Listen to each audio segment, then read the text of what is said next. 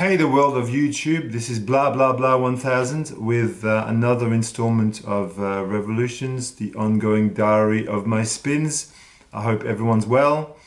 I feel I'm repeating myself a little bit between my Revolutions and my live streams, but you know, so it is. Them's the breaks. Been playing lots of records. It's lockdown central, blah blah blah. I'm not going to repeat myself on lockdown. It is what it is. Yeah, I've got a pile of records. I'm not very prepared for this one. I feel a little bit unprepared, but we'll see how we go. I'm just, it'll just be off the cuff. So I'm gonna start with this John Martin record. I've been revisiting this. I played it a couple of times. This is Inside Out from 1973. This is a fabulous John Martin record. I really like this. It's got this kind of folk jazz atmosphere that you can hear on Solidaire. It's from the same year as Solidaire, so you get much of the same kind of sonic landscapes. People usually have a problem with Inside Out because John Martin is not very intelligible on this. When he sings, you feel like he's completely drunk, and he's sort of like, you can't really understand any of the lyrics. There's this kind of like, almost humming quality to his. It's almost like he's using his voice as another instrument. Listen to it to make your own mind, but I really love this. I think it's got a great lineup too. Danny Thompson, Steve Winwood, Chris Wood, a lot of great musicians, very nice jazz folk records. And if you love Solidaire like I do, then you love this too. I mean, it's one of these records. I hadn't played for ages, but I'm really glad I took it out of the shelf. This morning I revisited Ladies of the Canyon by Joni Mitchell, the great Canadian singer-songwriter. One of the finest early records, 1970 I think. I could say the same thing for Joni Mitchell here, a very jazz folk backing. You've got Milt Holland on percussion, you've got Paul Horn on clarinet and flute, you've got Jim Horn on baritone sax. So it has a very folk jazz backdrop. Ladies of the Canyon, Willie is a beautiful song. The Priest, Big Yellow Taxi. I was remarking this morning that the lyrics to Big Yellow Taxi really just make me think of the times we're living in. They paved paradise and put up a parking lot. That's what's happening at the moment in the world, more or less. This is the 1971 segment, and this week, the 1971 album that I've chosen to showcase is Loudon Wainwright III, album 2, which is for me the finest record that he's ever made. It's full of really vitriolic, very amusing vignettes, little songs that you feel like it's more like a comedy show than a folk record. But me and my friend the Cat, my wife was really fond of Motel Blues. We used to play this in the house on Saturday. It's what it reminds me of. Saturday morning, we'd be here together, and Sarah would just chuck a record on the turntable, and she'd often pick this record. In those days. I've had this record for so long, probably about 20 years now, and I still really like it. Be careful, there's a baby in the house. Cook that dinner, Dora. Beautiful record. The father of Rufus and Martha Wainwright. Obviously, a great singer-songwriter. I mean, that's really his finest record. For the first time in forever, I revisited Frank's Wild Years. Supposedly the third part of the trilogy started with Swordfish Trombones and Rain Dogs. Although you don't have to associate these records to enjoy this. This is a very, melodic, very memorable in many parts. the opener, Hang On St. Christopher, gets you into this kind of atmosphere, this vaudevillian sounding, you know, the world of Tom Waits. He's a world of his own, you know, like you can recognize Tom Waits instantly. You know, it's one of these musicians where he has an identity, he has a real identity. If you haven't played Frank's Wild Years for a long time, if you got this, just pull it out. You'll be surprised how good this record is. This record is, it's dynamite. This was a German, an original German pressing. Love this. I'm not going to talk about Tom Waits too much. You know Tom Waits. I pulled this record out to talk about Allez Pika, who is a YouTuber from Germany. Who I love Allez. You know, he makes great videos. He's got a good sense of humor and he's intelligent. You know, like he's freaking intelligent. You know, he made this top 200 records according to him, which is the best top 200 record I've ever seen on YouTube, full stop. It was so entertaining. And what he's done is he's gone and he's basically in no particular order just showed his top 200 records, and it doesn't say anything about them, it just shows them in various positions with various props around his house. It's so well done. It really is a great, and the choice of records, lots of Japanese records, some Turkish records, lots of like early 80s ambient stuff. I freaking loved it. So Allez is a big fan of Dead Can Dance, so I pulled this out, which is their first Dead Can Dance album. A band from Melbourne, here, Australia. They now live in the UK. Lisa Gerard and Brendan Perry, they haven't lived here for many years. Often as the case, great musicians from here, they don't have the audience here. Like you look at the Go-Betweens, you look at Nick Cave and the Bad Seeds, you look at Dead Can Dance. A lot of these bands just exiled themselves and went make a living in the UK, and Dead Can Dance is no different on 4AD, and I'm going to talk about 4AD in a second. This is a great post-punk gothic album. You know, it's one of their best, really. Let's talk about 4AD because another 4AD band is the Red House Painters, and this is their fourth album, Songs for a Blue Guitar. And it's interesting because that's the only album of theirs which is not on 4AD. Simply because Ivo Watts-Russell, the boss of 4AD, decided he didn't like the electric guitar solo on Make Like Paper, which is the first song on side B.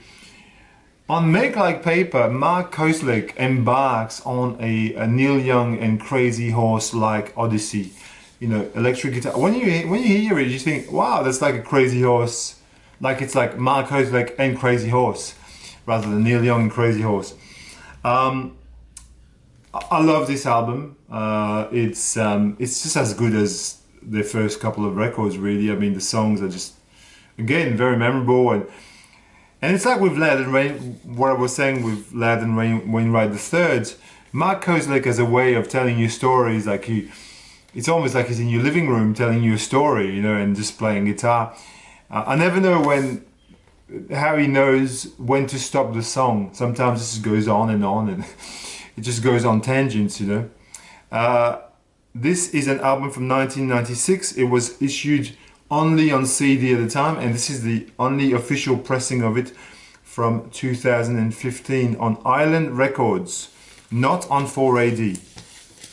The opening song will give you a good idea of what it sounds like. It's beautiful, but play Make Like Paper, the electric song. That'll just... continuing with my sort of folk rock section, here Bert Jansch with LA Turnaround from 1974. This is a great Bert Jansch record with a full band, very sort of country folk, very countrified sound.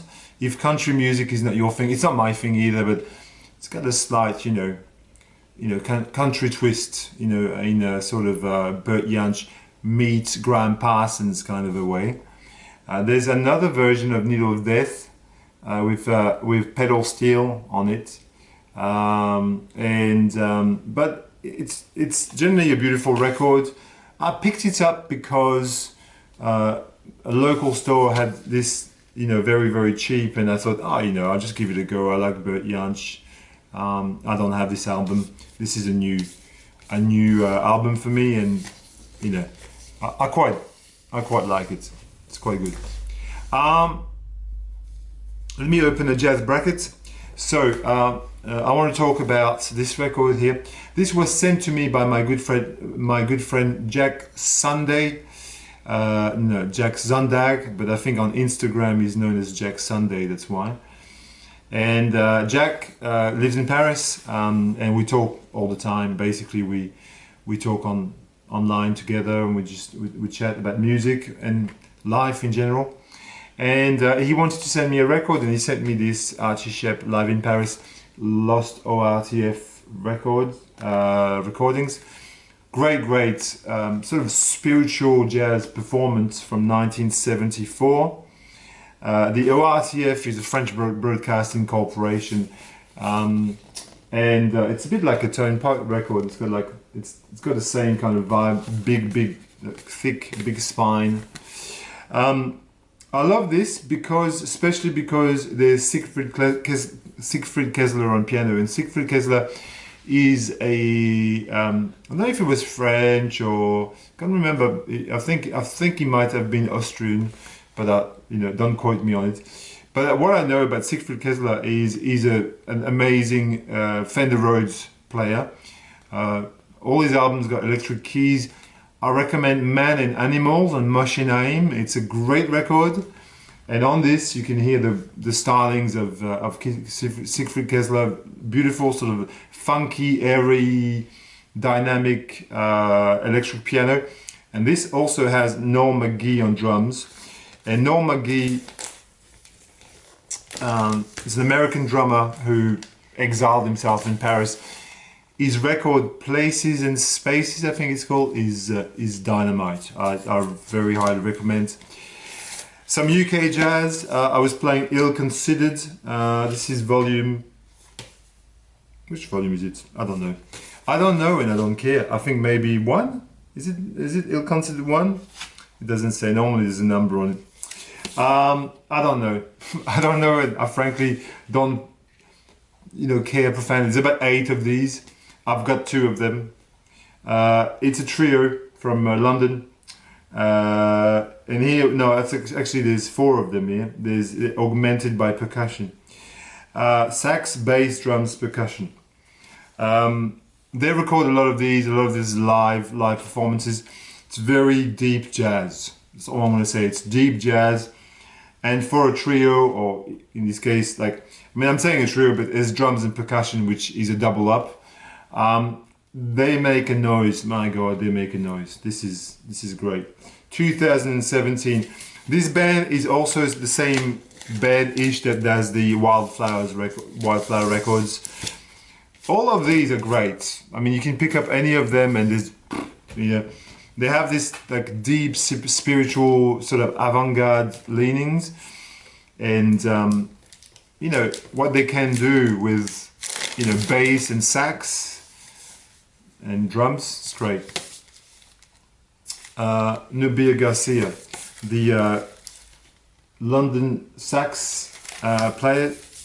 This is the first full length which I bought when it came out last year in 2020, and I hadn't really spent much time with it, and I started just playing this a bit more, and I love it. I love this record. It's got lots of different flavors on it. There's a reggae tune on this. Some of it goes into the spiritual cosmic jazz. Some of it is more straight ahead. But in any case, a beautiful full band, lots of electric keys. I wasn't really sold on it when I first got it, but I really, really love this now. I think she's done a great job on this, Nubia Garcia. I think Joe Armand Jones is on there as well, and maybe Cassie Kinoshi plays on this too, I think. this is probably one of the best modern UK jazz records of the current scene. Matthew Halsall, When the World Was Won. A tribute to basically Alice Coltrane. It's a side D tribute to Alice Coltrane, but really is like his attempt to do Journey in Such an Ender. Really, that's, for me, that's what this record sounds like. Matt Halsall on trumpet, Nat Birchall on sax, and there's a whole band including flute, koto, harp, piano, bass and drums, obviously. A record from 2014. I can't recommend UK jazz any higher than this. This is, you know, gets the highest vote from me. Here's a Swedish jazz album that I absolutely love. This is Trilobit, Brutus. It's an album from 2014 as well, same year as the Matthew Halsall. This was very kindly sent to me by Anders Allen, Anders in Stockholm, my friend who is a jazz musician, records label owner, guitar teacher, and he's my friend really. So we talk every day with Anders, and this was a great gift. It's a trio, harp, electric guitar and drums, and it reminds me a lot of Turge Ribdal. That's like an ECM Turge Ribdal record. Really great record. You know, super highly recommend. And they sent me this huge package like 3 months ago or something with his records that he's produced and stuff, and I think of all the records he sent me except for his own, I think that was my favorite one. That was, this Trilobit was my favorite one. Rabi Abu Kahil, the great oud player. I think he's from Lebanon or Syria or Egypt. I don't know. I've lost the. In any case, this album is an East meets West jam.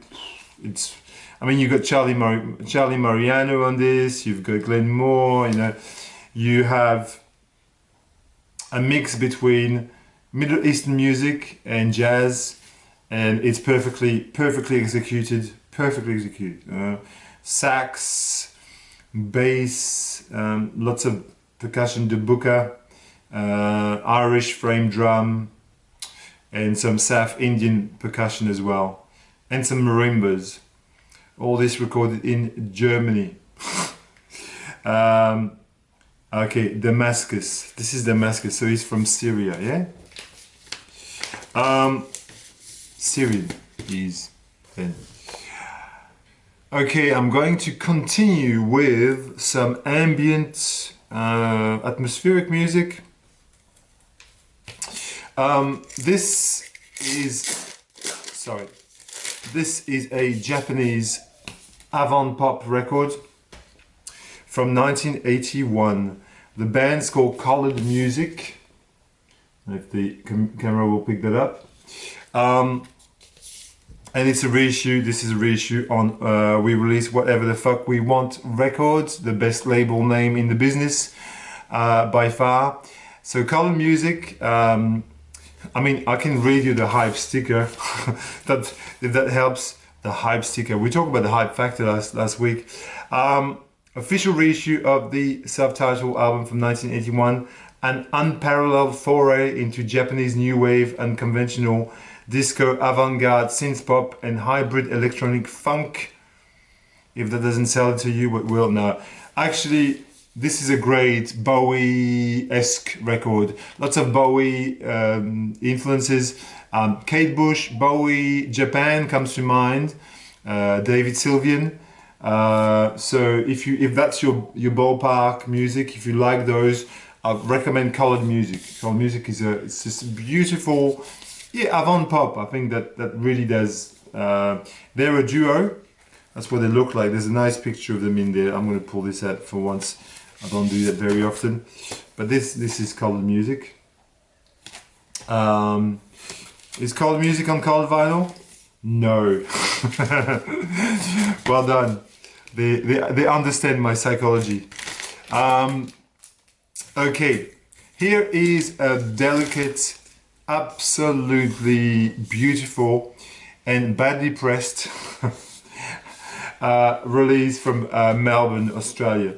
This is Grace Ferguson, and the album is called Voler, V-O-L-E-R. That means fly in French. Voler. I guess it's a French. The name is in French because, you know, unless it means something else.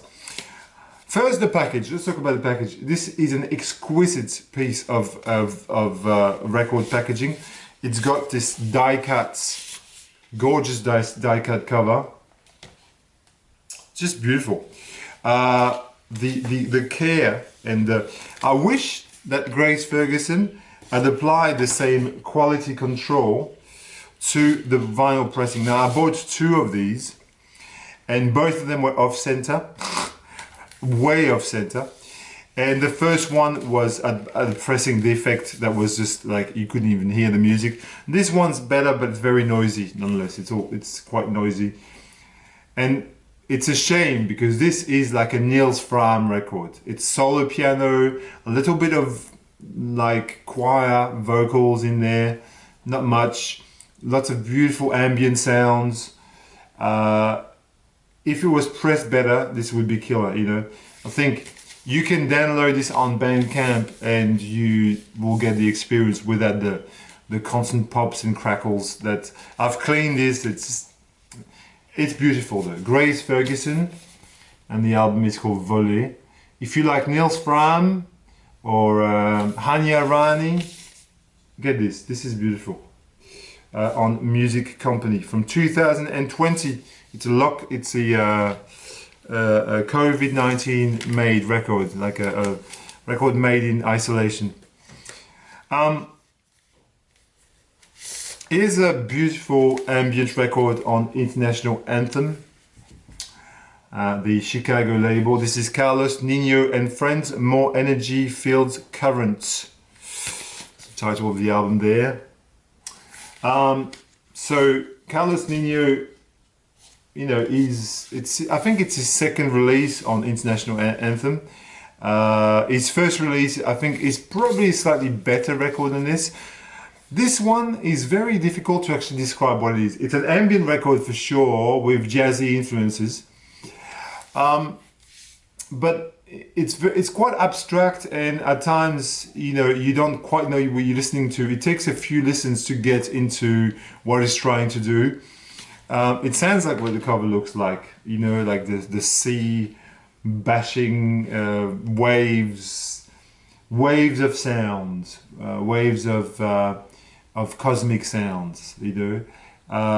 This guy is a percussionist, I think, Carlos Nino, and he's got a beautiful cast. He's got people like, you know, Laraji playing on this, and you've got Shabaka Hutchins playing on this, the sax. It's difficult for me to define what the music is exactly like, you know, a mix of ambient and jazz. Take a listen for yourself. But the first time you listen to this, I can guarantee you that you will not really sort of understand what he's trying to do. It's difficult to understand.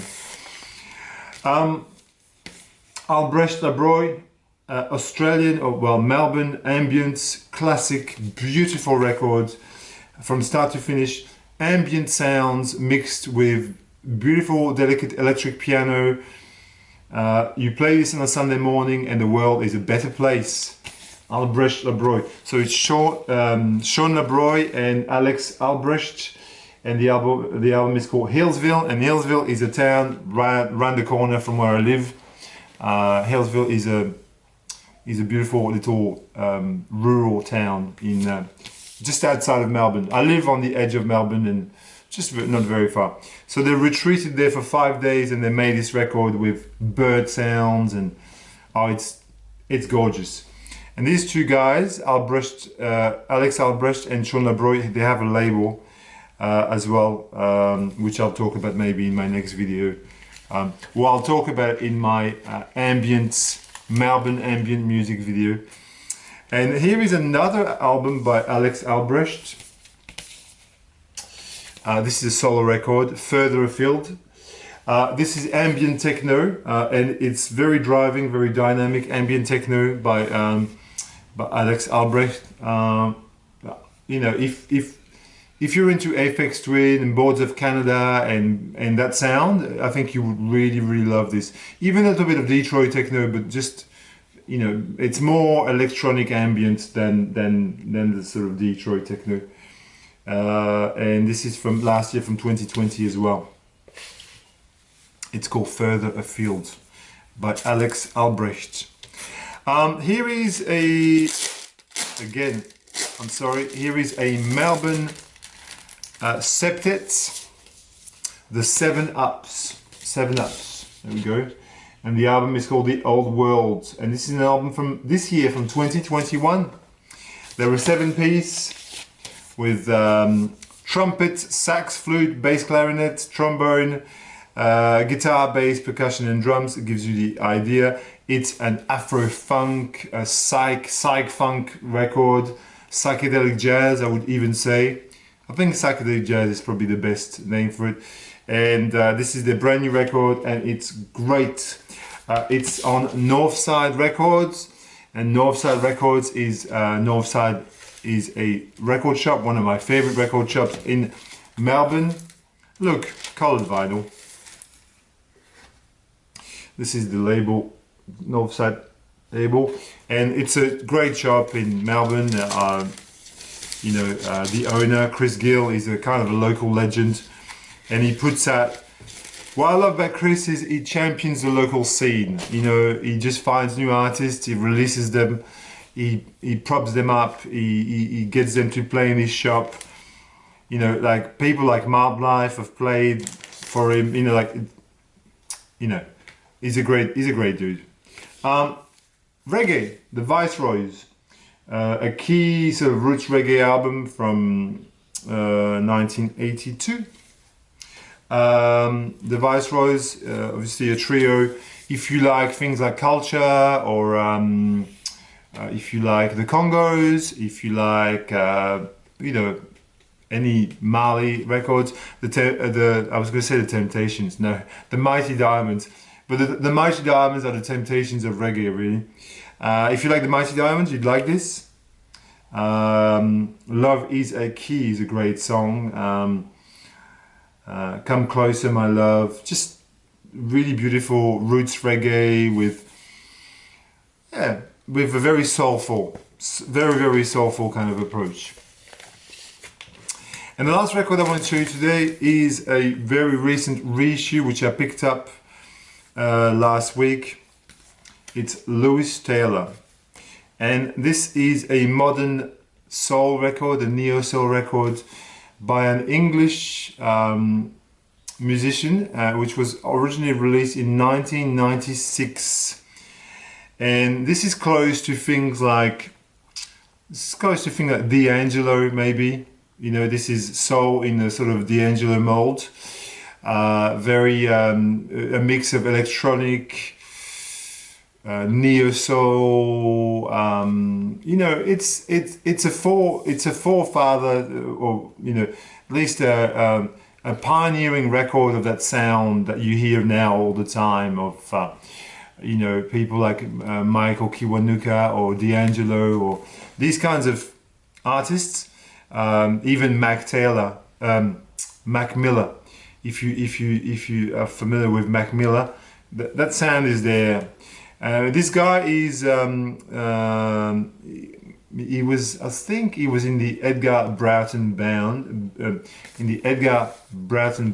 in this sort of well-known UK sort of prog band, and then he went on a solo career. This was just reissued by Be With Records on double wax. Sounds fantastic, and you can get this easily. The music verges on really sort of cutting edge soul to a little bit, sometimes a bit cheesy, a little bit of this kind of UK like early 2000s soul, you know, like he's, I don't know if I like this entirely. Take a listen to it and you shall see. Anyway, that's all I have to say for today. I hope that you enjoy this installment, that I wasn't too boring or too repetitive. Just talk to me, okay? I love you all.